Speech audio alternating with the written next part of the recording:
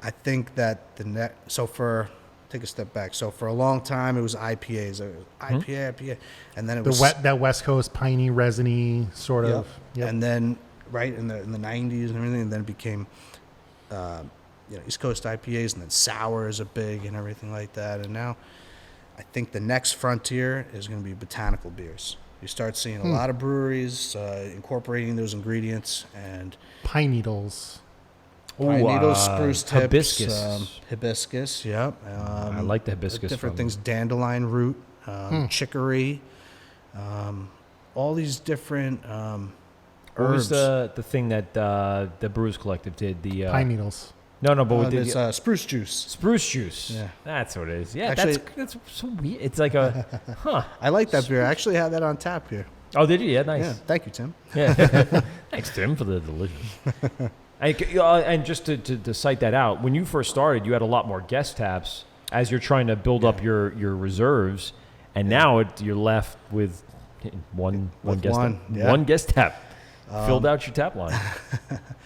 Yeah, by the end of that year, we had our soft opening June 1st. By the end of that year, I was out of money, and I was like, I need to open the doors. Yeah. I was a ways off from brewing. I hadn't set up the brew house and everything. I was still waiting on some components. So thankfully, the Farm Brewers Bill allows you to serve New York State label beer, cider, mead, wine, spirits by the glass and by the bottle. I could essentially become almost like a shop, a liquor store. Yeah, in a sense.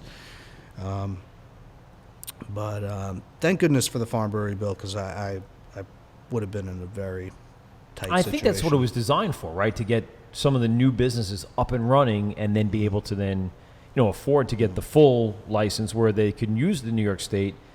And we're finding out a lot of these guys that started with the farm brewers now are getting the full microbrewery license. Sure. Because now they can afford it, and then they can use whatever they want. And then it really takes the next level. And you can also have combined craft, where you're allowed to hold 2 licenses. So you could be a brewer and a distiller, like Interborough. Ah, yeah, right, correct. Or you could be the Farm Brewers Bill allows you to brew or make cider as well. So that's sort of packaged in there. But I believe Po' Boy does a lot of ciders. Yep. Right. Absolutely. Yeah, but then there's also what's combined craft. So you can hold a microbrewer's license and a farm brewer's license. So, at that point, only half, my understanding is that only half of the beer that you brew is subjected to the 60% requirement. Okay. All right. So it really reduces. And would you still be able to open those multiple locations under that? The other? You're allowed to have up to 5 branch offices. So I probably will go that route in the future, just because I don't want to be limited in what I can do. But it's going to take some steps and stages to get to that point. I mean, I would assume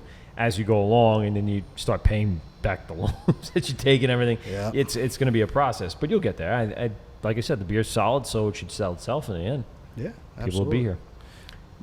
So beyond that, the future brings. Do you do events? What do you have going on here at the brew house? Sure. I really need a tasting room manager. I don't to coordinate. Anyone listening, if you have experience in tasting room management, send your resumes. Send your resumes over here to Frank. But for the future, I want to do a trivia night. There's been talks of a dart league. You got a beautiful dartboard. That's nice. Yeah, maybe some axe throwing when they take the dartboard down. No, that just seems like the dumbest fucking idea. Like, hey, I didn't come up with it. No, I know what you're saying. Like, we should... The liability. Yeah. Well, it's a really great idea for when we talked to Andy from Starfish Junction, he said, I got in a lot of trouble at Heckscher for doing the axe throwing thing for drunk people with axes. Right. Fucking terrible. You know what drunk people need? Medieval weapons. Yes. Let's get, what's the malice? Just start throwing that around. Mace. That's what you're thinking of. Mace. Is that what it's called? Yeah. I thought it was a malice. Mace. The thing on the chain with the ball with the spikes? That's a mace? Yeah, I believe so. I don't know. I really don't know. Google's for it. Let's find that out right now. What were you going to go with this? You were saying something else besides that. Oh, Christ, I don't know. Oh, it's gone now. It's gone now. Now that I'm on to the mace thing. But yeah, I mean, you have a lot of space, so there's a lot of things you probably can do. Yoga. We have had yoga with much success. Yeah. There's been talks of there's a beer fit club. There is, but it's almost like CrossFit, but then you go do like 2 miles and come back and drink. That sounds fun. It's a mace. Yeah, you're right. I was right. You're probably right. I'm not saying you weren't. You Gotta get that last. Anyway, yeah. I would like to, similarly the way that I make these signs over here, you do the photo transfer. I like to photo transfer a chessboard on top of the barrels, and then make the little chess pieces and have like a chess. You really have that much time to make little tiny chess pieces. I do have a nice wood shop. Oh. Just dying to be used. And I don't get to do enough. Do you have a lathe? I do not have a lathe. Shit. No, but I want one. I want one too. I want a fucking lathe. I find that totally cool. If I had stuff like that in my house, I'd fucking lose a finger in about a week. No, you just take it slow. I have a table saw, and I'm scared to use it after I used it once, and the thing kicked back at me, and I'm like, nope, not going to touch this again. Did you ever see the movie UHF with? Yes, yeah. Just call me Mr. Butterfingers. No, I don't want to. I don't want to risk that. I'm not feeling the table saw anymore. But I want to express the lathe. You can, dial in the speed, and then you could put your finger on it and just hold. And I don't know. I think that's pretty cool to turn some. Cool. Yeah, turn some freaking. Turn some wood. Giggity. I want to be a wood turner. Giggity. I'd also like to reach out. There's a cheesemonger in. Locust Valley, maybe do a little cheese pairing. Oh, sort yeah. of event. They do that, yeah. Maybe work with some local restaurants and get some beer pairing dinners. Is there any way to do food trucks here, or? I have had food trucks. I've had them in the back. I got 2 spots out back, and then also they pulled in the front. That's one of my biggest. Food is one of my biggest, not problem, like hurdles. Opportunities. Right now. Yes, and because you don't have a major restaurant or something you could do quick. Delivery here, right? There's a few, but there's slim pickings of people. There's the romanticism of a food truck. Yeah, that I agree. Love, and the food is good. The problem I find is that they tend to like to stay on the South Shore or out east or in the city. So it's been there's a greater concentration of people and brewers, events, culture. Yeah, it does. So I do have plans. I'm actually actively planning my own branded Noble Savage food truck. Working with my buddy's father, who's retired, and he loves to cook as well as I love to cook too. And we're throwing a menu together and trying to get the that'd be really cool. Put them out back, and then they're just walking in through the back. And we'll either pull it out back or have like a stationary trailer out back. Right. Pull it out front. The front's a little bit better, but that also allows you to go to different festivals. You could do like private events. Have some guest food trucks while you're out on the road. And that reminds me. I mean, we've been to a bunch of the local Long Island brew fests. So I would assume probably in the opening until now, it's probably a keg issue. You planning on attending any of these festivals to get the name and the brand out there more? Absolutely. That's something I need to do for sure. Again, it's difficult because it's just me. Just right you, now. yeah. So who's watching the tap room on a Saturday while you're at Beer Fest? That's a tough one. I agree. But eventually we'll get there. Once I get some, hopefully the business grows, we'll get some employees, and I'm going to go all out. I'm going to build a tent and a nice table. It's going to be a whole thing. And very cool. And with your skill set, you can build a nice, beautiful looking wood table with a great jockey box and everything set up. Yeah, I'm definitely going to go all out. Yeah. Go big or go home, right? So let's wrap this up because I got to pee so bad and I don't want to take another break. And we have to drive a ways. Sure. Give us the big plug. Like, tell us everything that people need to know, where to find you, how to get in contact with you, especially if they have resumes and want to be a bar manager. Anything like that. Just give us the big, plug. Yeah, I was going to say something Sure. else. Well, I'll say something more. Come and visit me. We're at 27 Glen Street in Glen Cove, New York, right in downtown. Otherwise, you can find us on Instagram. It's Noble Savage at Noble Savage Brew Co. We're also on Facebook. If you want to email me. What are you most active on? Instagram, for sure. Yeah, I think that's... And that's a growing thing, too. I'm terrible at social media, so my girlfriend is on that. So when Mike approached me about doing the podcast, he said, hey, I have this access to the studio in Governors. Mm-hmm. I want to do a podcast about craft beer. I know you like beer. I'm like, that sounds awesome. Yeah. A couple weeks later, hits me up and he's like, hey, here's the info to log on Instagram and Facebook. I was like, I don't know if this was a great idea. I don't want to be subjected to all the nonsense out there. Yeah. But he's grown. I mean, it's taken him a while, but he posts pictures and writes things up, and I'm super uncomfortable every time I do it. you gotta get the portrait mode on your Android phone. I think that's the big thing. I don't even know. Yeah, sure. All of the portraits. So yeah, you can either DM me or on Instagram or email noblesavagebrewing@gmail.com. And are you selling, like privately the kegs, slims, anything like that people can get in touch with for that? At this point, right I now, know no. the keg situation. Yeah. But let's say the keg situation figures itself out. Do you have availability for? I mean, I'm only 2 barrel, so it's not really worth it for me. My bread and butter's and the liquid that's inside those kegs through my draft line. So right now, hopefully I do well and I expand. I get a bigger brew house, and then we'll start doling out. And what would that? What would you pop up if you could pick tomorrow and sky's the limit? Based upon your space, what would be the next step for? Well, I'm getting another tank. Then I'm maxed out. Then I would have to get another facility, like an industrial spot. I drop a 5 for a 10-barrel brew house in there. And it's just because of sheer size, correct? I would imagine you just physical limitations of the building where you're going to put in more equipment, right? I have no more space, and you can't fit the tanks through the door unless I blow the back of the brewery. I was going to say, is there any direction you can head that you can raise the roof and knock down the business next to you? Pretty well. There's been talks of that actually, because they're looking to sell, so maybe I can make that the restaurant portion or something like that. But that's down the road. Yeah. That'd be a big jump, going from a brew house to a brewery to a brew pub in a sense. Kind of a little bit more than I want to bargain for. I mean, food is a big operation. This is a big operation, and and you're doing it by yourself. And it's you. So you're going to cook the food and brew the beer. I mean, the food truck alone is one. Yeah, that's a big deal. That's going to be a big boost for it. Plus, like I said, I probably wouldn't use the word romanticism. That's but yeah, there's that appeal of a food truck. The people, that's one of those trendy things now, and it's a great pairing with you get the finger food.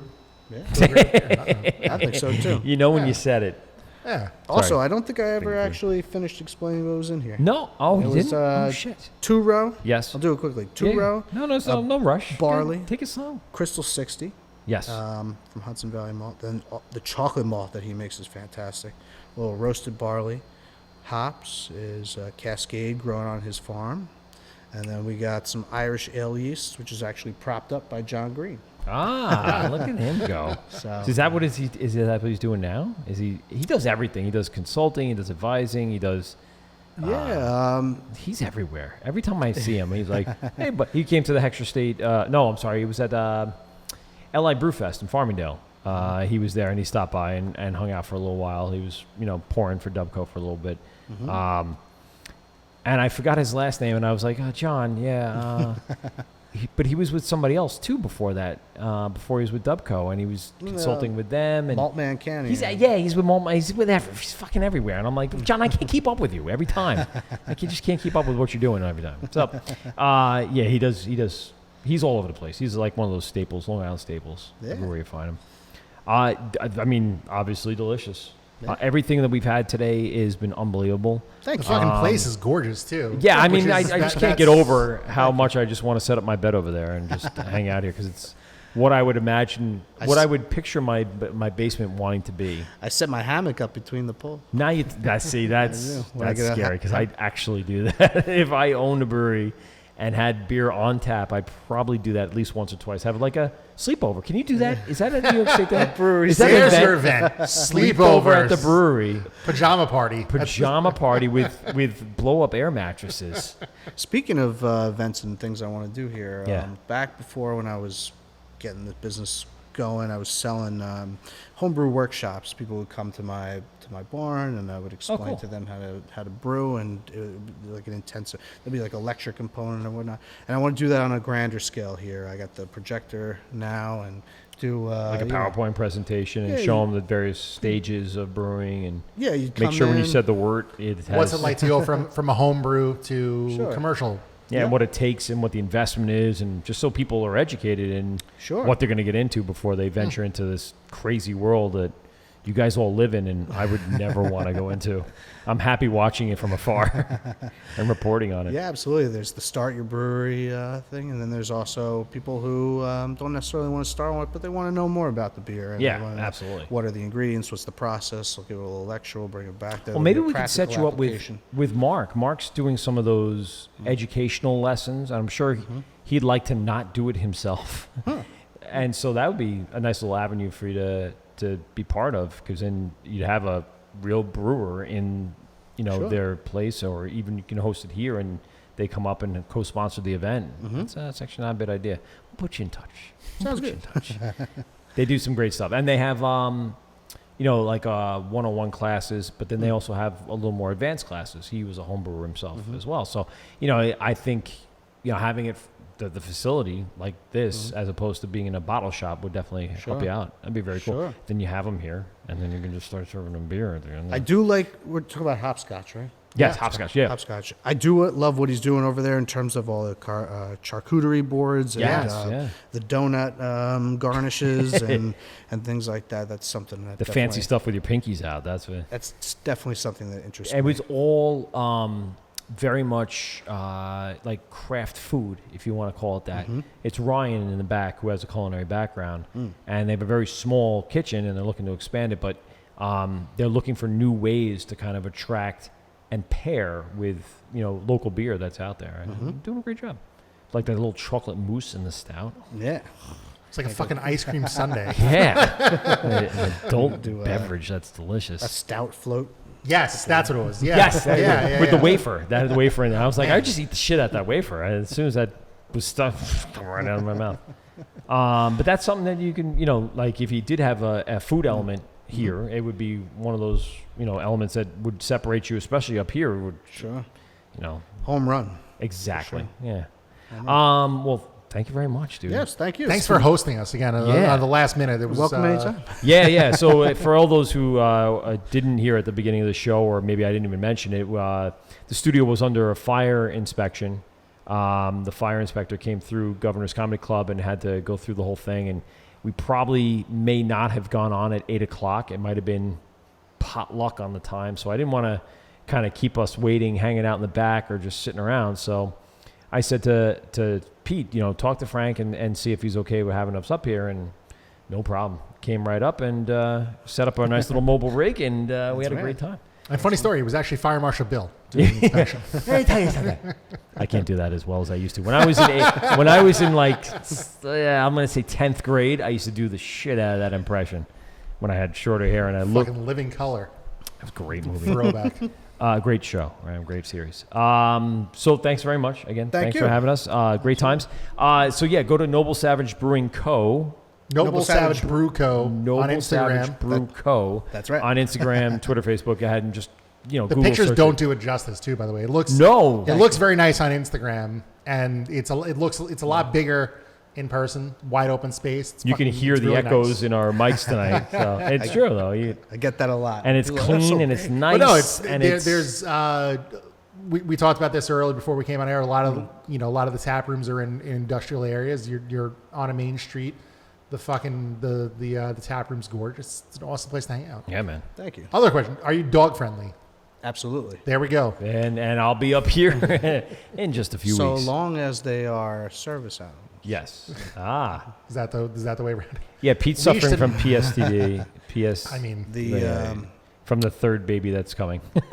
I hope I don't incriminate myself here, but the Nassau County Health Department, I don't know how it is in Suffolk, they say that you are allowed to have animals. Mm-hmm. The funny thing is they're not allowed to ask you if it's a service animal. Exactly. That was my next bit, and so there's sort of a gray area there. So you come with your dog, and I ask you, is it a service animal, and you say yes, and I can't ask you anymore. Questioning line done, and no one's going to come here from Nassau County to inspect your service detail at all. God So. forbid.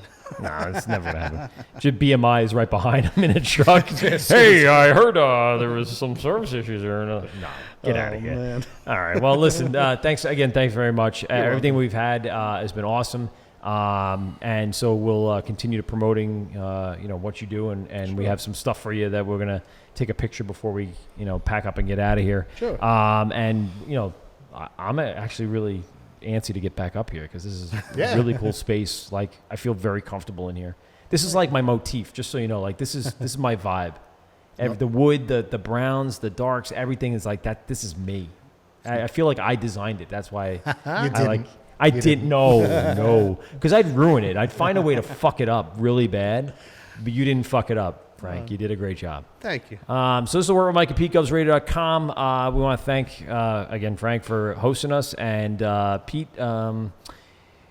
we're going to be in studio again in a few weeks. December Am I right? 2nd. December 2nd. Flying Belgian. Flying Belgium's going to come in. Fucking A. And that's it for the year. We're wrapping up our season 2. Season 2 is wrapped up, and we're going to start season 3 in January. We already sent some feelers. Thank you. That's exactly what I was going to say. Feelers out there for our first guest.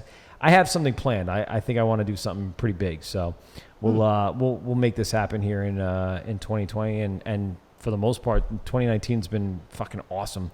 The people we met, the breweries we've had, the beer that we've drank. It's fucking, what do you say? Embarrassment of riches. That's it. All right, well, this is the Wort with Mike at PeteGovsRadio.com. Check out all our replays on Instagram, on iTunes, on YouTube, on the Hopped Up Network, of course, on Spotify, on the Laughable app, and on replays on GovsRadio.com. So the Wort with Mike at PeteGovsRadio.com. We out. Well, that's 2 hours of your life that you'll never get back. Are you kidding me? Please hang up and try again.